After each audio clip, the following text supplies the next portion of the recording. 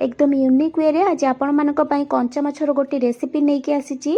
ए recipe रे आमे कंचा माछ यूज करबा तथापि एटा बिल्कुल आइंसिया लागबनी खाइबा पई। तरकार टेस्ट एते भल रहिबो ना आपण माने भात थाळे जगह दुई थाळे केतेबेले खाइ नेबे जानि परिबेनी। सेति पई वीडियो को निश्चित भाबरे पूरा देखंतु। रेसिपी जदि भल लागे लाइक और शेयर करिवे। चैनल रे नुआ थिले मो चैनल को सब्सक्राइब करनेबे और जदि फेसबुक पेज रे देखिबे प्लीज फॉलो करिवे। ताहले चलंतु रेसिपी को स्टार्ट करि नबा। नमस्कार, किचन सिद्धलक्ष्मी को आपण मानकु बहुत बहुत स्वागत। ए रेसिपी बनेबा पई प्रथमे तो एठी देखंतु मु 4 पीस रही माछ नेची। माछटा ना पूरा फ्रेश नबा पई ट्राई करिवे जेहेतु आमे कंचा माछ रे ए रेसिपी को बनाउचे। जे कोनोसी बड़ माछ रे आपण माने ए रेसिपी को ट्राई करि परिबे। प्रथमे आमे माछ को मैरिनेट करबा। सेति पई एठी देखंतु मु हाफ चमच लंका गुंडो, हाफ चमच हळदी गुंडो आ स्वाद अनुसार लूण ऐड करि नउची। ता सहित ये देखंतु मु गोटे चमच अदा रसुण पेस्ट एड करि नउची। आ एठी देखंतु मु अल्प टिके तेंतुली को ना पानी रे बतुरेई की रखथिली, ताकू भल भाबरे छाणी नै कि एठी तेंतुली रो रसटा को ऐड करि नैची। एबे आमे कोन करबा ना परिष्कार हाथ रे सब को भल भाबरे मिसे नबा, जेमति माछ देह रे सब जिंस बढ़िया भाबरे मिसी जिवो। या को एमिति भल भाबरे गोळे नै कि ना आको आमे 10-12 मिनिट पई रेस्ट रे छाडी दबा, जहा फल रे मेरिनेशन टा बढ़िया भाबरे हे जिवो माछ रे। तापरे आमे एठी देखंतु कोन सब सामग्री नैचे मसला पाई एठी देखंतु मु गोटे बड़ साइज रो पियाज नैची और पियाज को लंबा पतला करके एठी काटी की रखिची। ता सहित एठी नैची गोटे बड़ साइज रो टमाटो, ताको मध्ये लंबा लंबा करके काटी की रखिची। एठी 1 इंच रो अदा नैची, जाको रफली काटी की रखिची। 10 ରୁ 12 कोला रसुण, गोटे कंचा लंका। आ एई तरकारी रो मेन इंग्रेडिएंट देखंतु एठी मु किछि नडिया को ना एमिति लंबा पतला करके काटी की रखिची। ए सब जिंस को ना आमे चलंतु साइड रे रखिबा और कुकिंग प्रोसेस को जिबा। एठी देखंतु मु गैस ऑन करके गोटे पेन बसई नैची। पेन भल भाबरे गरम होला परे एठी मु 2 चमच सोरिष तेल ऐड करि नउची। तेलटा भल भाबरे जेतेबेले गरम हे जिवो आमे मसला पई जे सब इंग्रेडिएंट काटी की रखथिल ना से सब को एठी पेन रे ऐड करि नबा। पेन रे ऐड कला परे याको आमे मीडियम टू हाई फ्लेम रे किछि समय पई भाजीबा, जेते पर्यंत कि पियाज आ सब जिंस टिके लाल लाल हे कि भाजी हे न जाईची। एठी हमको लूण बा कोनोसी जिंस भी ऐड करबा दरकार नै, कि लो फ्लेम रे याको फ्राई करबा दरकार नै। मीडियम टू हाई फ्लेम रे फ्राई करनेबे, जेमति कि एटा बहुत शीघ्र ही टिके लाल पड़ी जिवो। जेहेतु याको आमे मीडियम टू हाई फ्लेम रे फ्राई करछे, एठी आपण माने याको मझिरे मझिरे कंटीन्यूअसली मिसेई नोथिबे, नहले एटा गोटे साइड रो पोडी जाय पारे। टोटल 4-5 मिनिट कुक कला परे एठी देखंतु पियाज, टमाटो और अन्य सब जिंस टिके लाल लाल हे कि भाजी हे जाईची।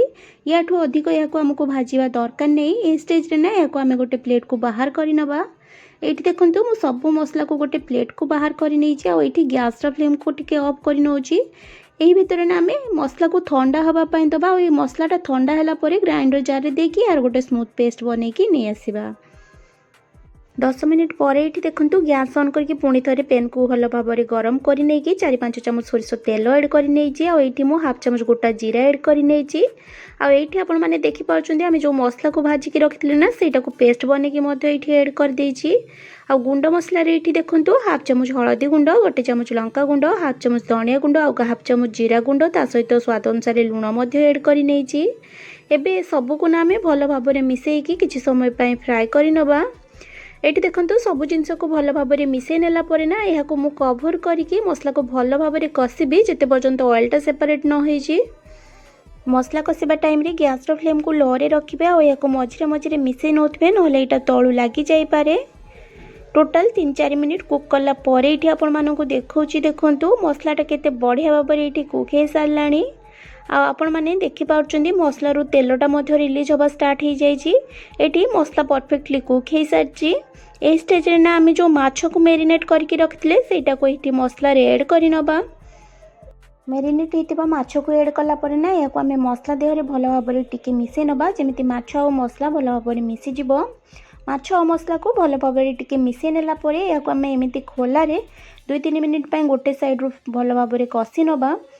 2-3 मिनिट पर ये देखंतु मो हल्का हाथ रे ना माछ सब को अन्य साइड को उल्टे नौची। सब माछ को अन्य साइड को उल्टे नबा परे या को मध्य आउ 2-3 मिनिट पई कसी नबा, जेमिति बोथ साइड रो भल भाबरे माछटा कसी हे जिवो। 2-3 मिनिट पर देखंतु एठी माछ अन्य साइड मध्य भल भाबरे कसी हे जाईची। एपरि कले ना माछर टेस्टटा बढ़िया आसे तरकारी रे। आ एठी आमे ग्रेवी पाई पानी ऐड करबा और एठी आपण माने सब बेले गरम पानी ऐड करबा पाई ट्राई करिवे, जा फल तरकारी टेस्टटा भल आसीबो। ଏଠି ଦେଖନ୍ତୁ ପାଣି ଏଡ୍ କରିକିନା ମୁଁ ଏହାକୁ ଭଲ ଭାବରେ ଟିକେ ମିଶେଇ ନେଉଛି, ଯେମିତି ମାଛ ଆଉ ମସଲାଟା ଭଲ ଭାବରେ ସବୁ ମିଶିଯିବ। ସବୁ ଜିନିଷକୁ ଭଲ ଭାବରେ ମିଶେଇ ନେଲା ପରେ ଏବେ ଏହାକୁ ଆମେ କଭର୍ କରିନେବା ଆଉ କଭର୍ କରିକି 10ରୁ 12 ମିନିଟ୍ ପାଇଁ ଲୋ ଫ୍ଲେମ୍ରେ କୁକ୍ ହେବା ପାଇଁ ଦେବା, ଯେହେତୁ ଆମେ କଞ୍ଚା ମାଛଟା ୟୁଜ୍ କରିଛେ। 5-6 ମିନିଟ୍ ପରେ ଏଇଠି ଦେଖନ୍ତୁ ମୁଁ କଭର୍ ଖୋଲିକିନା ମାଛକୁ ହାଲକା ହାତରେ ଟିକେ ଓଲଟି ଦେଉଛି, ଯାହାଫଳରେ ମାଛଟା ପୁରା ବୋଥ୍ ସାଇଡ଼୍ରୁ ଭଲ ଭାବରେ କୁକ୍ ହେବ।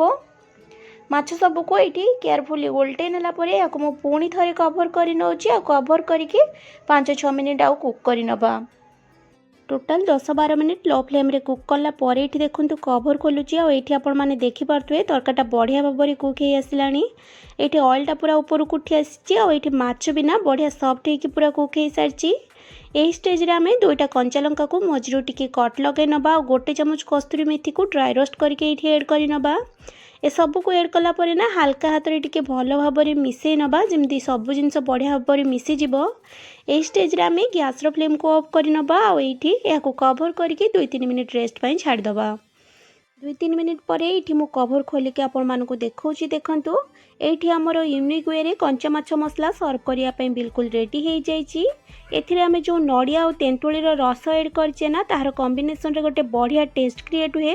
यही प्रोसेस रे आपण माने रेसिपी को निश्चय थरे ट्राई करिवे आ केमिति लागिला मते कमेंट सेक्शन रे निजर मतामत जणेबा पई जमा भी भूलिबेनी।